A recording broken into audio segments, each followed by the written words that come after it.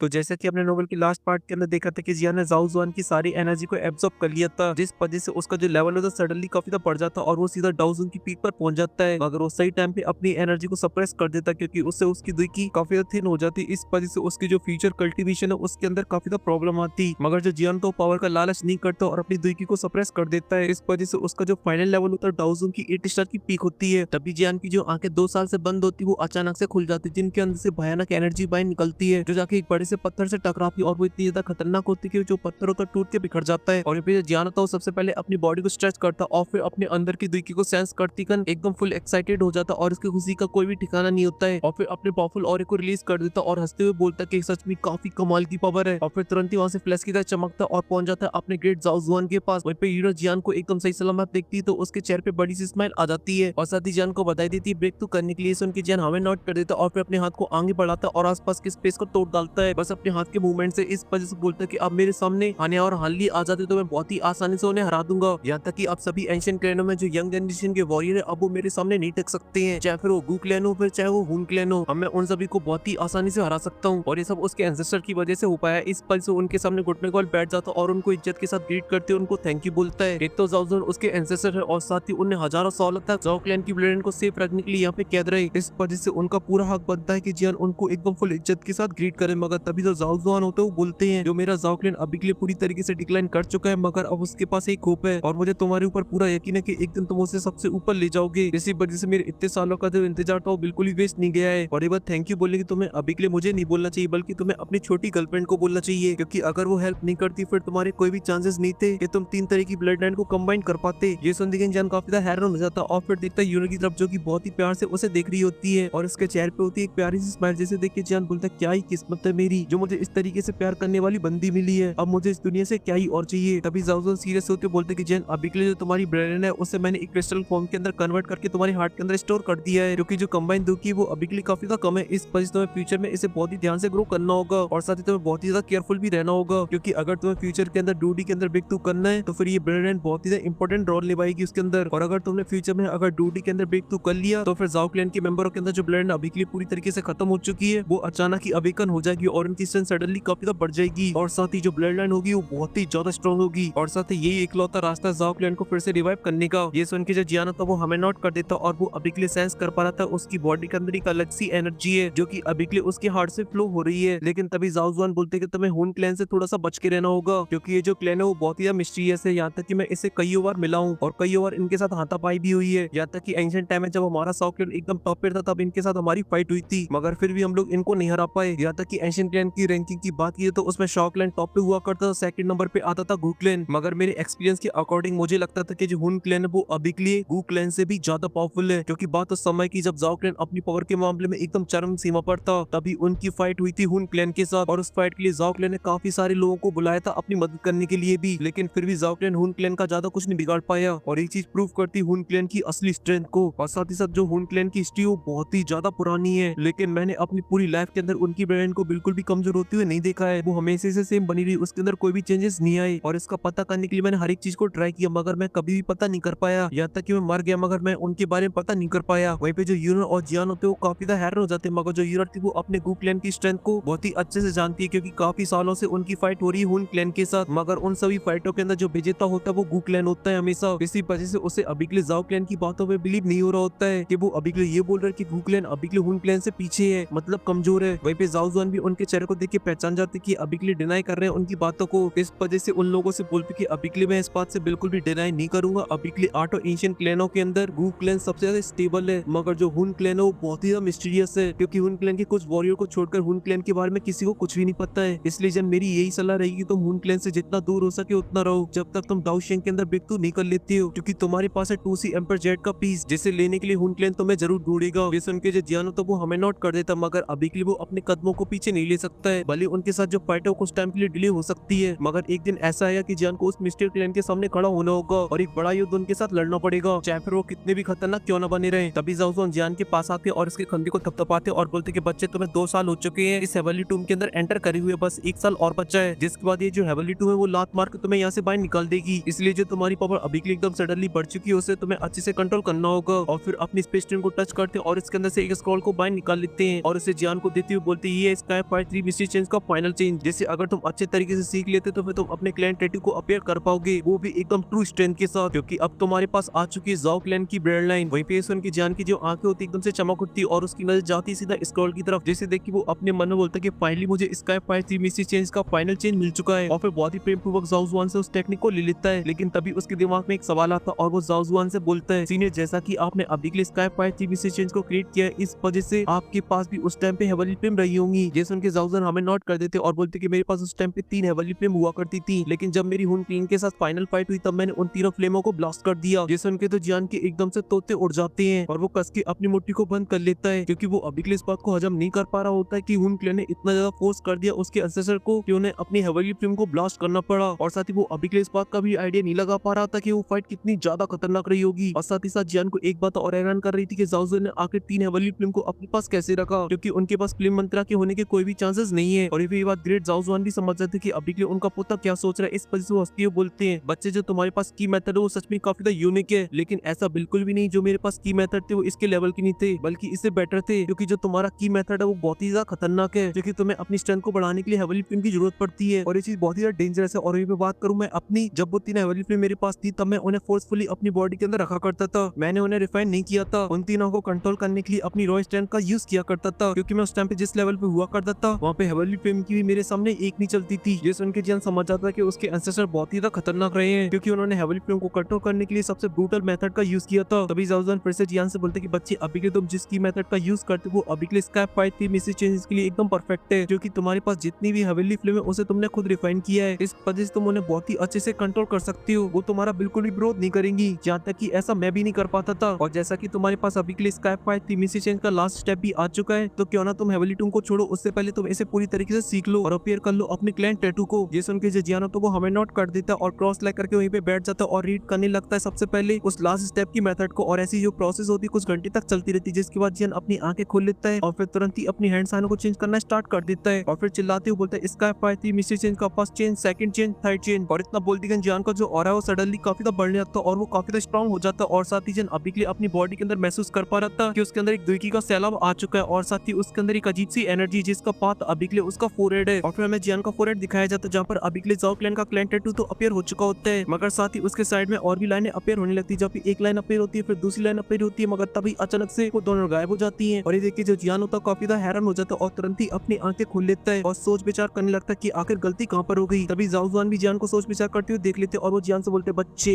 हमारे जाओ क्लैन का जो क्लैन टैटू है वो 9 स्टेप के अंदर डिवाइड है और तुमने अभी के लिए केवल 2 लाइनों को अपीयर किया है, इसी वजह से जो स्काई फायर 3 मिस्ट्री चेंजेस है वो कंप्लीट नहीं है। अगर तुम उसकी ट्रू स्ट्रेंथ को देखना चाहते हो तो फिर तुम्हें अपने क्लैन टैटू को पूरी तरीके से अपीयर करना होगा और इसे तुम्हें अगर एकदम परफेक्ट तरीके से ड्रॉ करना है तो फिर तुम्हें अपनी दिमाग को बहुत ही अच्छे से कंट्रोल करना होगा। और ऐसा तुम अभी के लिए इसलिए नहीं कर पा रहे क्योंकि तुमने हाल ही में ब्रेक थ्रू किया है, जिस वजह से तुम्हारी दिमाग अभी के लिए कंट्रोल में नहीं है तुम्हारे। ये सब सुन के जो जियानो तो काफी टेंशन में आ जाता है और जाओ जुआन से बोलता है ये जो क्लैन टैटू ड्रॉ करने वाली जो मेथड वो काफी खतरनाक है, क्योंकि मैंने सिर्फ 2 लाइनों को अपीयर किया उसमें मेरी पूरी दिमाग एडजस्ट हो गई और मेरी हालत टाइट हो गई, इसी वजह से इसे फाइट के बीच में एक्टिवेट करना ये तो बहुत ही खतरनाक होगा। ये सुन के जाओ जुआन हंसने लगते और बोलते कि बच्चे ऐसा नहीं है, एक बार अगर तुम क्लैन टैटू को पूरी तरीके से अपीयर कर देते हो तो फिर तुम्हें उसके बाद सोचने की देरी है, उसके बाद वो एक्टिवेट हो जाएगा। बस क्लैन टैटू को फर्स्ट बार अपीयर करने में थोड़ी सी प्रॉब्लम होती है, बाकी का काम तो फिर एकदम चंगा है। और साथ ही तुमने एक बार में 2 लाइनें अपीयर कर दी है, काफी अच्छा है। इस वजह से तुम अपनी दिल को थोड़ा और अच्छे से कंट्रोल करो तो बाकी की बची हुई 7 लाइनें भी अपीयर हो जाएगी, कोई दिक्कत वाली बात नहीं है। ये सुन के जियान हमें नोट करता और फिर देखता यून की तरफ जो की अभी के लिए उसके ऊपर हंस रही होती है। ये देख के जियान थोड़ा सा समझ आता है कि तेरी बेइज्जती हो रही है बंदी के सामने और फिर क्रॉस लग करके बैठ जाता है और फिर फॉर्म करने लगता है अपने क्लैन टैटू को। और कुछ देर और प्रैक्टिस करने के बाद उसे रियलाइज होता है कि क्लैन टैटू को फॉर्म करना बहुत ही मुश्किल है, इसके अंदर सबसे इंपॉर्टेंट है दुईकी का फ्लो। इसी वजह से वो अपने मन में बोलता है कि मुझे लगता था क्लैन टैटू को फॉर्म करना बहुत ही आसान होगा, क्योंकि मैंने गू क्लैन के क्लैन टैटू को फॉर्म होते हुए देखा जहाँ पे एल्डर आके फॉर्म कर देती है, मगर मेरा जाओ क्लैन अलग ही चल रहा है, यहाँ पे मेहनत करो तब जाके क्लैन टैटू फॉर्म होगा। बताओ ये कैसी खानदानी धरोहर है जिसके अंदर गधा मजदूरी करनी पड़ रही है मुझे। और ऐसी जान की जो प्रैक्टिस होती है वो चलती रहती है और काफी लंबा टाइम बीत जाता है। और ये जो कल्टीवेशन थी वो काफी बोरिंग लग रही थी जान को, मगर वो अभी के लिए कुछ भी नहीं कर सकता था क्योंकि उसके एंसेस्टर जाओ जुआन अभी के लिए उसके टीचर बन चुके हैं और उनके जो सिखाने का बिहेवियर वो थोड़ा सा बदमाश टाइप का है। इस वजह से जियान को डर लग रहा था कहीं गुत्ती ना दबोच ले, इस वजह से वो कंटिन्यू प्रैक्टिस करता रहता है। और ऐसे 6 महीने बीत जाते और फिर उसके बाद जियान दिखाया जाता है जिसने अभी के लिए क्लैन टैटू की 8 लाइनों को फॉर्म कर लिया होता है, जिसे देख के जाओ जुआन काफी ज्यादा इंप्रेस हो जाते और बोलते कि बंदे के अंदर टैलेंट तो है, क्योंकि इसने केवल 6 महीने के अंदर ही 8 लाइनों को ड्रॉ कर लिया है और इसे मेरी जनरेशन का भी टॉप बोला जाएगा। लेकिन अचानक ही वो काफी ज्यादा हैरान हो जाते और फिर देखती जियान के फोरहेड को जहाँ पे 9th लाइन लाइन भी फॉर्म होने लगती है और वो कुछ ही मिनटों के अंदर पूरी तरीके से स्टेबल भी हो जाती है, जिसे देखकर वो बोलते हैं ये लड़का तो सच में काफी ज्यादा कमाल का है। और ये पे जो जियान तो महसूस करता है कि उसकी बॉडी का जो ब्लड फ्लो काफी ज्यादा फास्ट हो चुका है और साथ ही उसकी बॉडी के अंदर एक बहुत ही पावरफुल एनर्जी फ्लो होने लगी है, जिससे कि जियान की जो एक्साइटमेंट होती है काफी ज्यादा बढ़ जाती है और तुरंत ही अपनी आंखें खोल लेता है और फिर उसके बाद जो जियान होता है वो अंदर बाहर करने लगता है।